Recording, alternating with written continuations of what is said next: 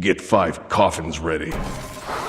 Hey everyone, welcome to my guide for Yemoja. Yemoja is a highly unique guardian, making her difficult for newer players to make the most out of. However, being the most nerfed god in SMITE's history should indicate to you that she's certainly worth learning. Let's get the easy stuff out of the way first with her builds. Yemoja is a very CDR-centric character, due in part to one of the biggest nerfs being to her cooldown. She still springs for typical support items, but really needs hefty CDR as soon as possible to feel good. Relics-wise, Yemoja is a rare case of a guardian who doesn't need blink. She can still use it just fine, but she can instead opt for doubling up on team-oriented support items. As I mentioned in my Ares guide, you should familiarize yourself with all of these items and their strengths, as the best relics are going to change depending on the match. But a good go-to is Shell and Sprint. Alright, let's talk about what makes Yemoja such a complicated character, her passive.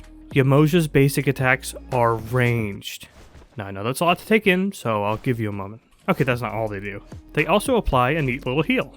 Yeah, they used to do more, but it was way too strong, so now they just apply a little heal on any allies that you basic attack. And of course, this basic attack can go through multiple allies. That's not it for her passive though. Yemoja's core abilities, as in abilities 1, 2, and 3, do not have cooldowns. Instead, Yemoja casts abilities using Omi instead of mana, a fickle resource starting at only 7 charges and earning up to 10 with levels, her abilities costing between 2 and 3 Omi charges per cast. Unlike Kukulkan, however, Yemoja's resource is stagnant and only regenerates with her ultimate or base regeneration, which is unaffected by MP5.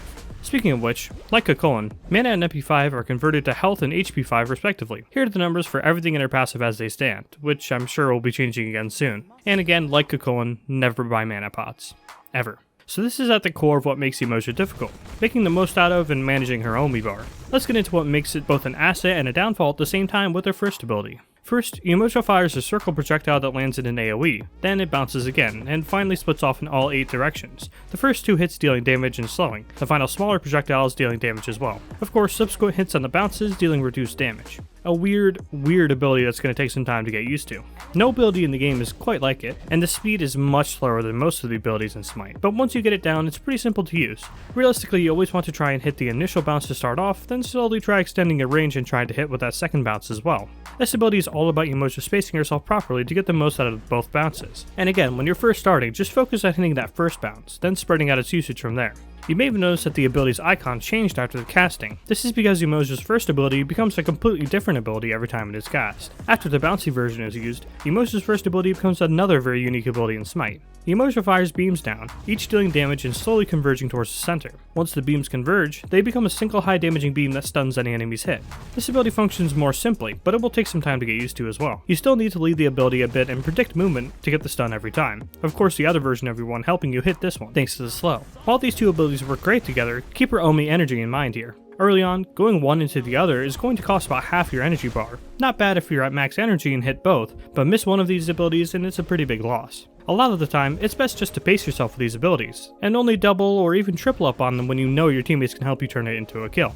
Assisting in any aggression is Yemoja's second ability. Yemoja fires a projectile which stops on walls, and will deal damage to any enemies it passes through, and will heal and give a small shield to any allies hit. When the projectile hits an ally, it stops the projectile and makes it produce a bouncing effect to other teammates nearby. This is a super simple but excellent ability. My main tip would be to use it sparingly. It costs a whopping 3 Omi, so to get the most out of it, you only ever want to do it while you're already in combat, since the brawling mechanic will completely destroy this heal as an effective out of combat heal. Not to mention the shield is completely wasted when used out of combat. The heal and the shield are great, but you really do only want to use this once, maybe twice during a long fight, as you really need to save that Omi for more damaging and control options, such as her third ability. Yemoja summons a deployable, which every entity other than juggle bosses can interact with. Allied gods and minions will be shot through this deployable and will be given a protections boost as well as movement speed. And enemy gods and minions will be shot through a shorter distance and will be slowed. That's not all though. If it's deployed at max range, the ability will shoot entities in the opposite direction. So needless to say, an absolutely mega ability for both aggression and defense. In terms of aggression, it can be pretty tricky. You're really going to want to learn and master that max range 3, a bit like how you use Ricochet in this respect. If you just stand there for a couple seconds lining it up, it's almost never going to land. Executed both flawlessly and quickly though, and is one of the most powerful abilities in the entire game to single out a target. When you go for it is very situational. Typically Yemoja wants to stand in range for her first abilities, but if the opponents are playing a little too far back for you, you can back yourself up a notch and go for this. And of course, team fights you should always be looking for a shot at this on a squishy target, just not on a tank, that's a bad idea. This can actually be used on waves too. Use it on your waves when you're going to push down a lane, or against enemy waves to prevent them from entering a tower so your teammates can get them instead while they're making the wave back from base. Of course, use it in this way sparingly, but if there's not much going on, it's a good time to consider holding back an enemy wave. For retreating, of course, it's much simpler. Just place it in front of you and your team and prioritize teammates and keep placing them as you retreat, spacing them out a little bit so you can utilize the move speed. And don't forget to use them in choke points too, so the enemy team has no choice but to expend their movement abilities or be slowed by the deployable and hope for the best. This may not be enough though, and you may need to use your ultimate instead for peel. Yemoja summons 2 absolutely massive walls of water, these walls being treated as individual walls, allies being able to pass through them and enemies being blocked by them.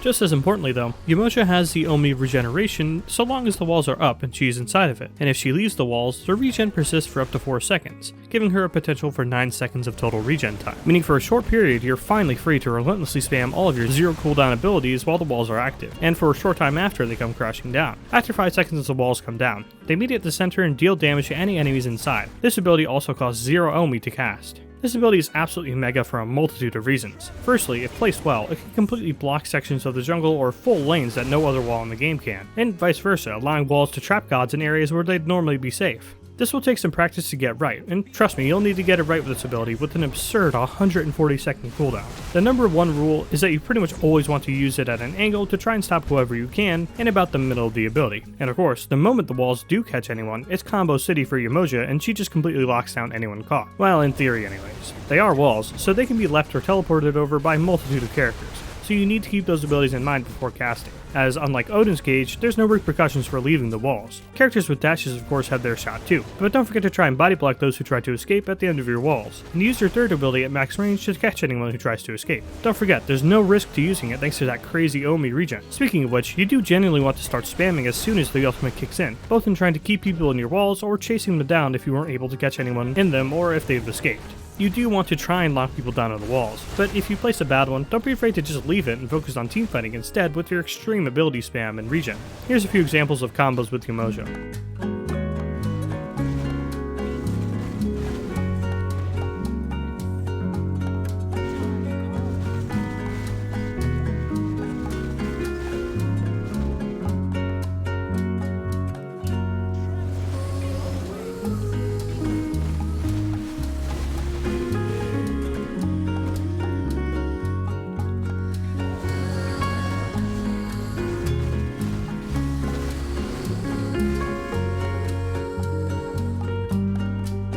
For ability leveling, you want your 1 at level 1 and your 3 at level 2 for safety, although keep in mind that you want to be harassing with your 1 and keeping your 3 in the pocket for the most part. To enforce this, skip leveling your 2 at level 3 in favor of your first ability, then level your 2 at level 4, then from there leveling your 1, your 3, then your 2, putting a single level into the ultimate at level 5 but skipping out on leveling it for the majority of the game. Upon release, Yemoja was already one of the most complicated and difficult characters to play in the entire game, and having received the most nerfs in history to her character has made her even more difficult. As it stands though, if you're serious about the support role, she's absolutely a god that you need to learn. Her control, her damage, her range, her sustainability in all aspects during a fight, even after all the nerfs, few guardians can get close. She's definitely not for the on-again, off-again support players though. She's a character you need to know in and out or just don't bother playing at all. And needless to say, she commands great knowledge of the ins and outs of Smite's mechanics in general. Basic attack cancels, spatial awareness, instant casting, you've really got to be on your A game to get the most out of the character. Get the most out of her though, and there's no guardian that can come even close to her mix of utility and control in both laning and teamfighting. That's all I have on Yemoja for now though.